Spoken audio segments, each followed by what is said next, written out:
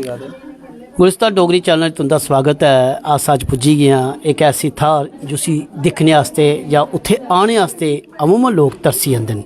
अज ऐसी लीला रची दी है, असें सोचेआ कि नहीं अस भी दर्शन कर लैचे। सब तो पहले नवा साल आवारदा है ते पुराना साल जावारदा है ते आने जाने दे विच केह् घटना घटियां ते केह् घटना घटी सकदियां न। साढ़े च यमुनानगर थमां आए दे पंडित होर अस इंदे कन्नै गल करदे आं। जेकर इनें साढ़ी डोगरी भाशा कन्नै परेशानी आग तो अस हिंदी कन्नै गल करगे। सब तो पहले पंडित जी जय श्री कृष्णा। जय श्री राधे। जय श्री राधे। सब तो पहले गुलिस्तान डोगरी चैनल में आपका स्वागत है। गुलिस्तान डोगरी चैनल के सभी दर्शकों को जय श्री राधे। जय श्री राधे। पंडित जी सबसे पहले पुराना साल जा रहा है और नया साल आ रहा है। जाने वाले को कोई रोक नहीं पाया, आने वाले को कोई पकड़ नहीं पाया। अब आप जो नया साल है हमारे भारतवासियों के लिए कैसा रहेगा और क्या हमें करना चाहिए कि हमारा जो नया साल है खुशियों भरा हो तमाम हिंदुस्तानियों के लिए। ये जो कथा का आयोजन किया गया है और श्री गोविंद के चरणों में हम बैठकर कथा श्रवण का जो सौभाग्य हमें देवनगरी जम्मू में प्राप्त हुआ है, वो उसका अभिप्राय यही है कि हमने 29 तारीख को चूज़ इसीलिए किया था कि जो जाने वाला साल है खुशियों से जाए, वो खुशियों से जाए। क्योंकि अगर घर से किसी मेहमान को भी विदा करते हैं तो हंसता हुआ चेहरा दिखे तो मेहमान खुश होकर जाता है। हम ये तो नहीं करते ना कि नहीं इसको हम बेमने से विदा करें। तो हमारा अभिप्राय यही था कि जाता हुआ साल भी हम खुशी से विदा करें और आने वाले का स्वागत जो है वो श्री बिहारी जी के चरणों में बैठकर इतनी खुशी और इतने मतलब कि पॉजिटिविटी से, इतना स्पिरिचुअल भाव से हम करें कि हमारा जो, क्योंकि पीछे बहुत पैंडमिक ईयर रहे हैं, आपको ने देखा है कि इस बार भी अभी भी दोबारा कोरोना का बोल रहे हैं। तो हमारी बिहारी जी से यही प्रार्थना है कि जो आने वाला साल है उसका स्वागत हम बिहारी जी के गुणगान करते हुए कर रहे हैं, ताकि आने वाला साल जो है वो ऐसे ही खुशियों भरा रहे और बिहारी जी का गुणगान करते हुए पूरा बीत जाए। पर ये कब से कब तक है? ये आज 29 तारीख से प्रथम दिवस और 5 तारीख तक चलेगा। 4 तारीख को विश्राम होगा। 5 तारीख को सुबह हम 1 घंटे का सत्संग करेंगे, संकीर्तन करेंगे और उसके बाद हवन होगा। हवन के बाद भंडारा होगा। अगर दूसरे तरह से कहा जाए कि ये पूरा 1 साल चलेगा, बिल्कुल, यानी कि 2022 से शुरू हुआ 2023 तक चलेगा, तो कुछ ऐसी कुछ खास आपकी तरफ से कोई ऐसा नुस्खा जो हमारी घर की महिलाएं या घर के पुरुष या बच्चे क्या ऐसा करें कि उनका ये साल बहुत अच्छा हो। जैसे बच्चों के लिए पढ़ने के लिए, गृहस्थी जो औरत है उनकी गृहस्थी के लिए, और जो पुरुष हैं वो अपनी। बिल्कुल, आज मैंने कथा में भी वही संदेश देने की कोशिश की है कि अगर हमारी माताएं ही अगर कर लें तो बाकियों को अपने आप ही वो सब कुछ मिल जाएगा।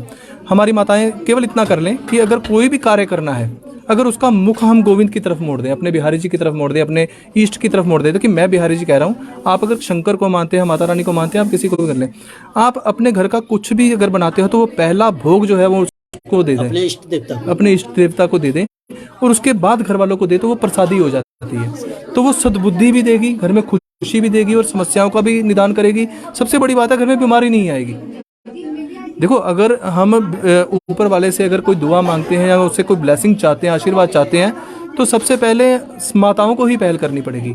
अगर आप घर में कोई पकवान बना रही हैं तो ये सोचिए कि सबसे पहले मुझे अपने इष्ट को देना है, मैं उसी के लिए बना रही हूँ। देखिए, खाना आप नहीं है, लेकिन अगर आप इतना भाव मन में ले आते हैं कि उनके नाम से है, तो वो पकवान ना बनकर वो प्रसादी बन जाती है। जैसे हमारे देश के राजा कह लीजिए, प्रधानमंत्री जी कह लीजिए, उन्होंने बहुत फोकस किया है नारी शक्तिकरण, क्योंकि वो समझते हैं कि नारी जो है वो, जैसे आपने कहा, जिस नारी का जिस साइड हो जाए तो वहाँ पर वो 1.25 लाख से 1 लड़ाऊँ, वो गुरु गोविंद सिंह कहलाऊँ, तो वही नारी शक्ति रानी झांसी वो बनकर अपने कार्य घर को भी चला सकती है और अपने बच्चों का भविष्य भी संवार सकती है। बात करेंगे पंडित जी कोरोना, ये ऐसी बीमारी जिसने पूरी दुनिया को अपने लपेटे में लिया। कुछ आप जैसे महापुरुषों की वजह से, कुछ हिंदुस्तानियों में ऐसी आप जैसे लोग थे जिनकी वजह से हमारा हिंदुस्तान में ये जो कोरोना है वो अपना वो पाँव नहीं पसार पाया जिसने उसने पूरी दुनिया में पसारे हैं। ये हमारी परंपरा थी कि जब हम घर के अंदर आते थे हाथ धोते थे, किचन और बाथरूम का काफ़ी डिफरेंस होता था। ये डिफरेंस हमने खुद ख़त्म किया। घर के आंगन में आते हम हाथ मुंह धोते नहीं हैं। क्या ये कोरोना ने हमें वो परंपरा सिखाने की कोशिश की है जो हम भूल गए थे? देखो, जब भी हम किसी परंपरा से विमुख हो जाते हैं, जब भी कोई परंपरा हम भूल जाते हैं, अपने संस्कार भूल जाते हैं, तो ईश्वर उसको याद कराने की जरूर भरसक पर से प्रयास जरूर करता है। ईश्वर अगर हमें जागृत नहीं करे तो कौन करेगा? ईश्वर ने हमें एक साइन दिया है, हमारे को एक इशारा दिया है कि दोबारा से वापस अपने संस्कारों में आओ। तो हमारा ये कर्तव्य बनता है कि हम उसमें आए। देखिए, पहले आंगन में तुलसी होती थी, ठीक है। तुलसी के गुणों से ऐसा कोई भी नहीं है जिसको ज्ञान नहीं होगा, सभी जानते हैं, ठीक है। और इस बीमारी में तो तुलसी का काढ़ा पीने का तो सभी ने कहा है कि पीना चाहिए, ठीक है। तुलसी होती थी, हम उसको नमस्कार करते थे, सुबह उसकी परिक्रमा करते थे, उसको जल देते थे। उसका कारण क्या होता था कि उसमें से निकलने वाली जो वाइब्स हैं, जो ऊर्जा है उसके अंदर की, जो सकारात्मक ऊर्जा है, वो हमें प्राप्त होती थी। प्लस उसके जो गुण, औषधीय गुण है, वो भी हम लेते थे। वो आज नहीं है। पर ये आपकी बात को मैं आगे बढ़ाऊं कि ये सनातन धर्म में ही ऐसा है।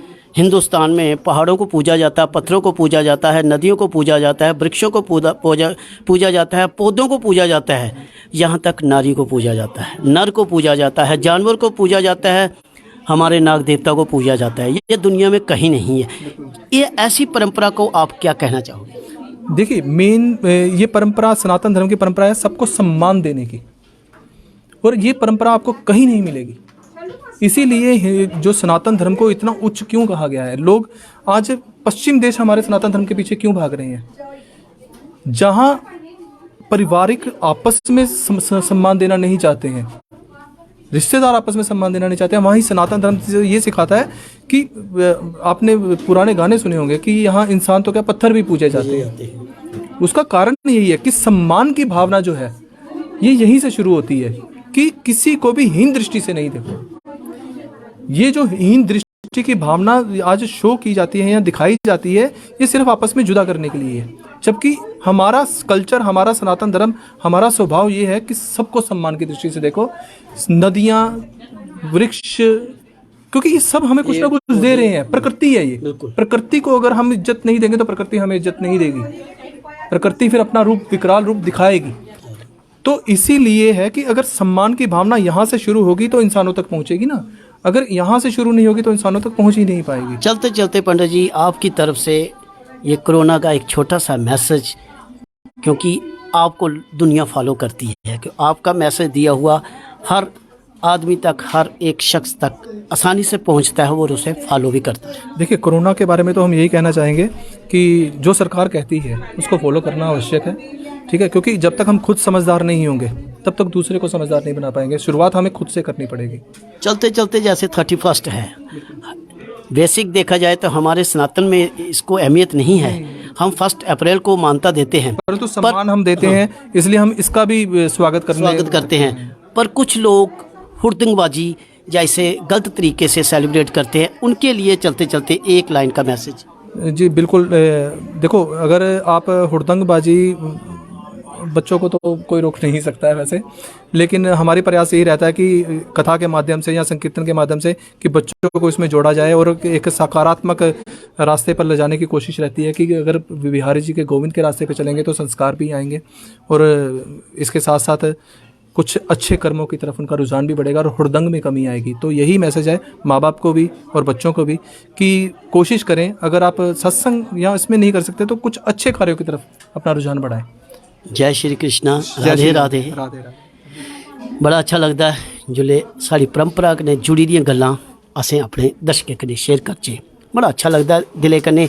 और पंडित होरें इन्नी दूरों आइए इत्थे अच्छे श्लोक, अच्छे प्रवचन जेह्ड़े साढ़े आम पब्लिक तक पुज्जने बड़े जरूरी है। असें कोशिश कीती है कि जेह्ड़ी भी इंदी गल्लबात है वो साढ़े दर्शकें तक पुज्जे। बने रवो गुलिस्तान डोगरी चैनल कन्नै। जेकर कोई होर तक होर नई खबर मिलदी अस ओह भी तुंदे कन्नै शेयर करगे। जय डुग्गर, जय डोगरी, जय भारत।